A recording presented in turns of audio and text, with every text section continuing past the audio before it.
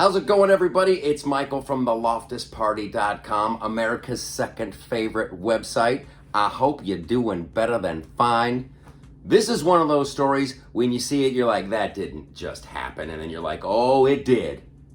Biden was given a little speech the other day, and he compared a certain segment of the GOP to semi-fascists. He's like, yeah, it is, it's semi-fascist. And you're like, what? And then his press secretary, she backs him up. She's like, yeah, that's the definition. That's fascism. What are you gonna do? What are you gonna do? It's fascism. Look, this is a lot of name calling, and we should probably talk about the definition of fascism. Bing! Look how that happened. Okay, so fascism. You got your dictator. We don't have that.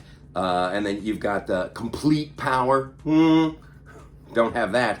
Here's where it gets interesting to me.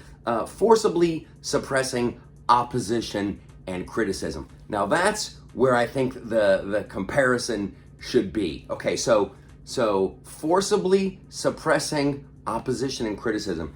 Now think back to when the Donald was running the show.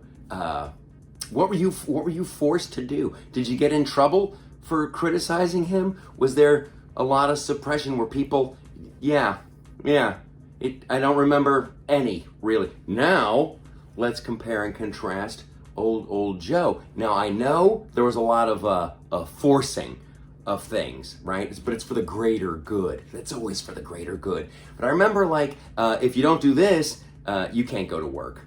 If you don't do this, you can't be on a plane. If you don't do this, you can't be in the military. If you don't do this, you will be punished. If your kid doesn't wear this, they can't go to school. You do it or else.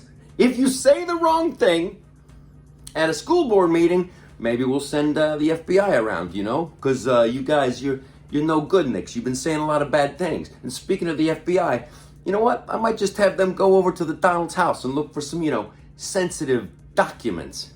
So when we're talking about fascism, I think you have to compare what were you forced to do and who didn't force you to do things. So Joe, you got to ask yourself now, like who's the real fascist here? And you'd think he would remember, because it was popular in like World War I and World War II. And I think he just got started in politics back then. Yeah, Joe's been around for a while. Them's the apples.